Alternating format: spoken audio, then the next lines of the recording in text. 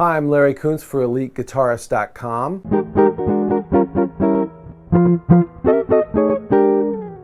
To get the ball rolling, I want to introduce some terms that we will be returning to quite often as we discuss jazz chords and melodic improvisation. These are terms that you will find being used a lot. Some of them are not as well known as other terms, and then some of them are vague in terms of how a person might think of a specific term.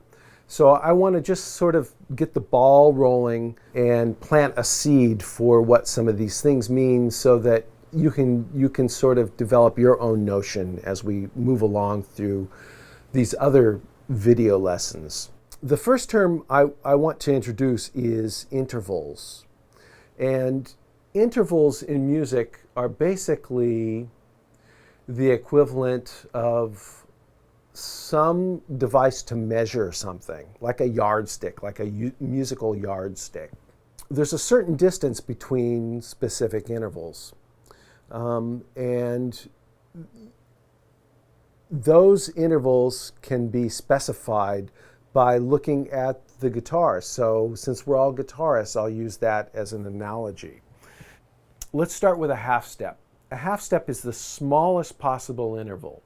And a half step can be conveyed by just one motion on the fingerboard, moving up a half step there, one fret. Those are all half steps.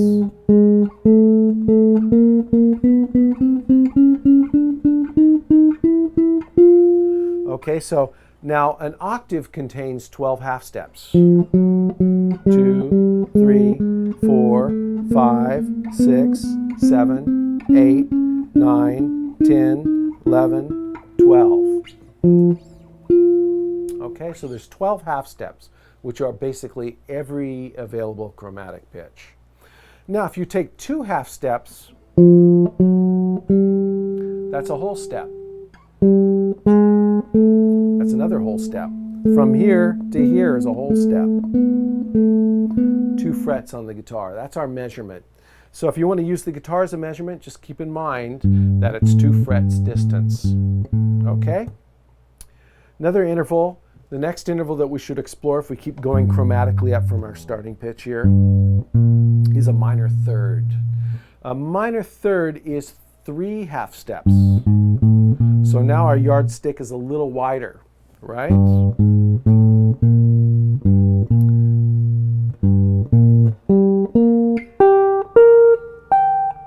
No matter what octave we're in, if we go 3 half steps, it's always that same interval. Okay, if we expand our yardstick a little bit by 1 fret, so now we're talking about 4 frets, that's a major third. Now there's an important reason why it's called a minor third and a major third, because when we form triads later on, you'll see that that minor third is an important component of a minor triad, and the major third is an important component of a major triad.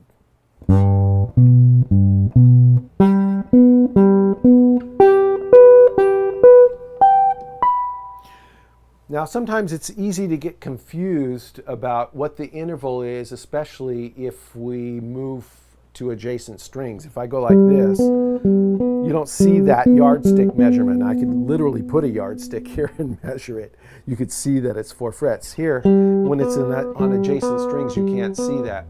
Let me plant this seed. When you were in 3rd grade, you learned your math tables by looking at flashcards. I remember doing this very well. So in other words, you learned 8 times 8 is 64, not by going 8 plus 8 is 16, 16 plus 8 is 24, 24 plus 8 is 32, and so on, until you reached the correct answer, 8 times 8. No, you memorized what that answer was by using these flashcards. Music is the same way. You just need to keep revisiting it so that you eventually recognize that G to B is a major third, okay? Okay, let's continue with our yardstick analogy. There's our major third. If we go up another fret, that's a perfect 4th. Okay? On adjacent strings, it looks like this, because the guitar is tuned in fourth, so it's on the same fret, except for if you move to the third and second string, because it's tuned in a third. So that's a perfect fourth, okay? Now, if we expand that perfect fourth one interval, that's called an augmented fourth. It's been augmented. It's larger, right? Another word for it, another expression for it or term is tritone. That's called a tritone. That's that interval, okay? The next interval that we're going to explore is the perfect fifth. That's how wide the perfect fifth is. It's a half step above the tritone. It's a full step above the fourth, right? See how you can identify these other intervals, subsets within sets? Perfect fifth.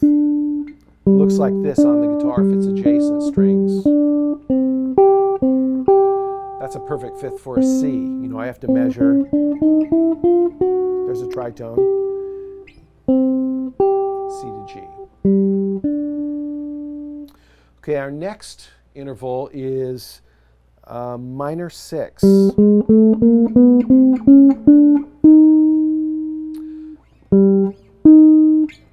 It's a half step above a fifth. There it is on adjacent strings. It's called a minor sixth. And if you played a scale, you'd recognize that it's a sixth, a scale of any kind. Let's say I'm playing a G natural minor. 1, 2, 3, 4, 5, 6. Okay? A major six is the interval you'd find in a major scale. So again, our yardstick now is expanded by another pitch to G to E. Here's our scale.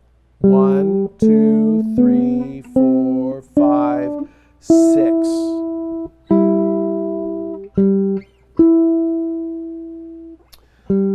Okay, and the next interval that we're going to explore is called a minor seventh. It's one half step above a major sixth. You could also call it a dominant seventh. They're interchangeable.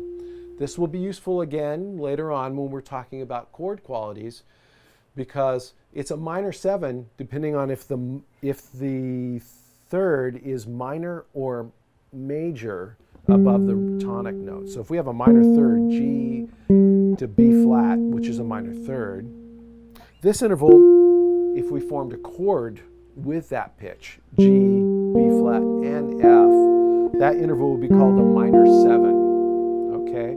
But if the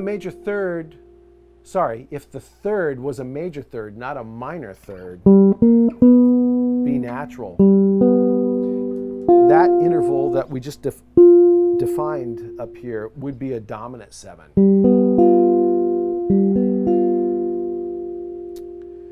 Okay, and then the last interval that we need to explore is called a major seven. So we're augmenting that ruler, that yardstick, by one more half step.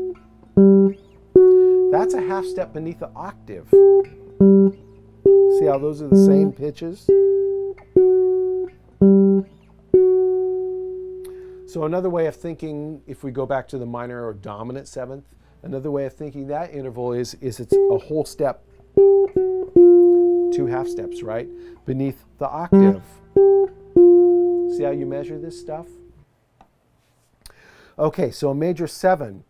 A major seven is going to be useful also when we're talking about chord construction, because if you have a major third on the bottom, or if you have a minor third, the chord symbol can be G major seven, G, B major third above that G, and then a major seven, or it could also be a major seven above a minor third, which sounds like this. Very evocative voicing. Okay, so that's just the tip of the iceberg in terms of talking about intervals. You're going to have to deal with this stuff a lot. I'm sure there's probably a lot of questions for some of you people that have not dealt with intervals before, because actually that's a lot of information. So this is just a way to sort of to sort of get the ball rolling. And you're going to encounter these terms a lot. I'll be referring to intervals as I go through all these lessons in various packages, in all three packages, because intervals are the term intervals are probably the most used term in all of music, because you can intervals are contained in melodies, intervals are contained in chords. They just permeate all aspects of music.